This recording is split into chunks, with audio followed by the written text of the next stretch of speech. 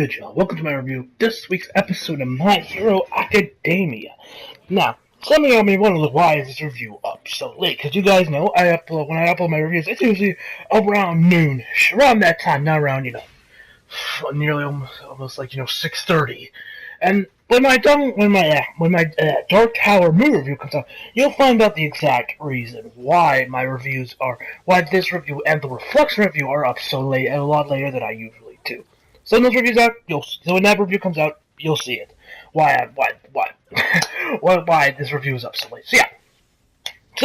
This week's episode of My Hero Academia was I guess you could call it a filler episode, an anime original episode, pretty much what everyone else was doing during their, internships. We start this episode, let's talk about it. So we start this episode off with a quick narration of Deku on, the events of what happened last week. That they took care of Stain, and then they took care of Stain, and, never took all the credit, and we see what Ida, actually, after he got his scans from his injury, he went to his mom's house to spend time, for the rest of his internship, relaxing, recover as well.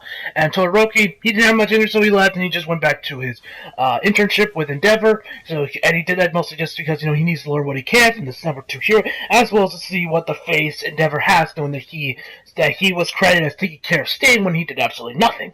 So yeah. And after that, we start off with Bakugo's internship. He's pretty much go on patrol with Best Genius. I think that's what the dude's name is. And you guys can tell in this episode that his costume is actually significantly reduced. It doesn't have like the grenades. It doesn't have his mask. His costumes are like a lot less reduced than it usually is.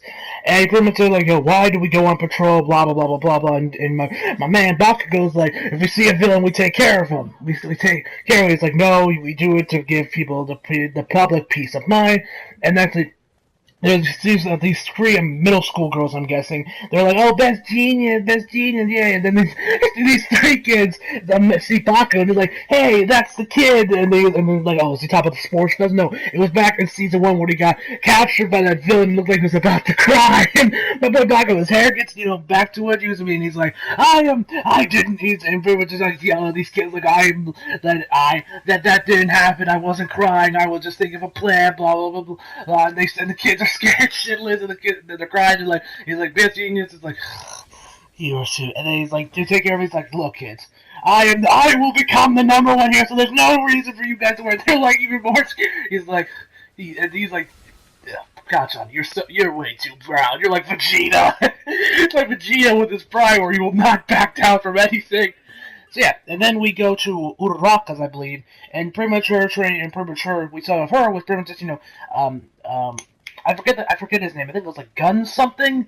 And where it's like, he pretty much just teaches her how to, how to face off against a guy with a knife, pretty much.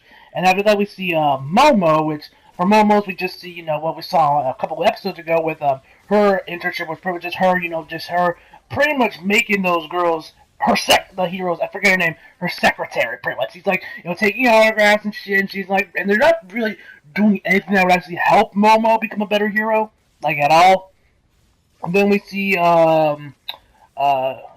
Kirishima and with Tetsu, and they're pretty much just cleaning up garbage. And we see the headphone jack girl, I forget her name, where she's pretty much dealing with the hostage situation. Then we get to the real meat of the episode, we're focusing on Sue.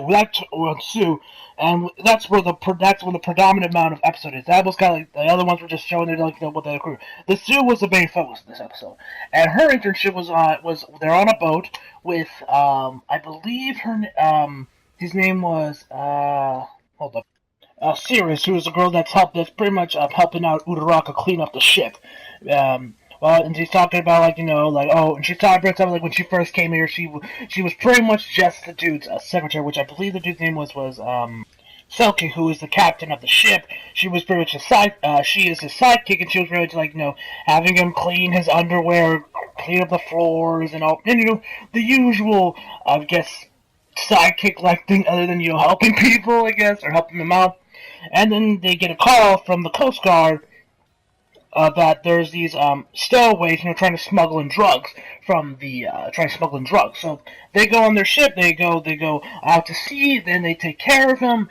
Around the whole ordeal, they show off the map, like where they're supposed to take up. The dudes, the captain is over there doing like he's trying to be kawaii, and everyone else is like it's not kawaii, but Sue's like it's so kawaii. She's like it's so cute. Like,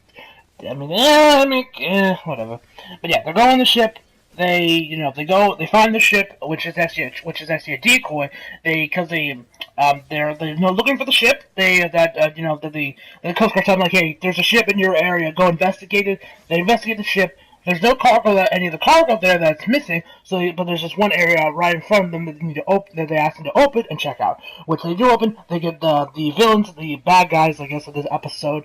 These two squid-like dudes, I guess, push them into the I don't know really what I don't know the case. I don't know what exactly it's called. The opening, I guess. Push them in there, closes the door, and they take care. And then we find out what Citrus quirk is, which is pretty much high frequency, where she can like hear frequencies that no one hears. And Selkie is like pretty much like Sue, where he pretty much does everything a seal can do. I forget which type of seal it was, but it's a seal. Yeah, so he's over there doing, using echo transmission. She hears it, she gets the transmissions, and then they tell him, like, go to this ship and take care of him. Which they do. They find him. They try to stealthily get in, and we find the big bad guy. He gets the leader of these, the leader for the guys, and which is actually a giant octopus. And one of his tentacles manages to grab Citrus, and when I saw him grab her, I was like, oh no. I've seen enough anime to know where this goes, because, anime Japan loves their tentacles. For obvious reasons, if you've been part of the anime community for a decent long while. But it doesn't happen, surprisingly. I was surprised that both didn't, take this opportunity to give us a fast one. They didn't take it. Okay.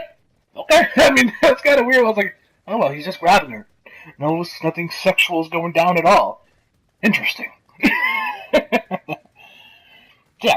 The captain manages to finally show up. He takes care of the villain, and they pretty much, capture them. They get them to the Coast Guard. They were trying to smuggle in drugs, and that's pretty much where the episode ends. And then next week we're gonna go back to the manga where we look like we actually get to see Stain again. He looks like he's calling someone in Deku's Akashi with an All Might, and yeah, we get to see some more of Todoroki and crew. So yeah, looking forward to seeing that next week. Overall, really good episode. I give this episode a 8 now. Fuck it. I'll give it a 9 out of 10. It was an enjoyable episode. We got to see some more of Sue, which she really doesn't get that much character development. One thing about Sue I've always been curious about, why is everyone pairing him with Deku?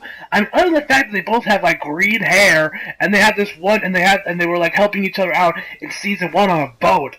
I don't see why anyone would pair these two together. I mean, whatever. Maybe there's some people think they should be better. That Deku should be paired with her instead of Uraraka, but whatever. So yeah, 9 out of 10 for this week's episode. Hope you enjoyed the video. Leave a like if you did, subscribe if you're new, and as always, come back for more. See you guys next time. As always, also follow me on Instagram and Twitter if you feel like it, and stay tuned for my review of this week's episode of The Reflection, as well as my movie review for The Dark Tower. See you guys next time.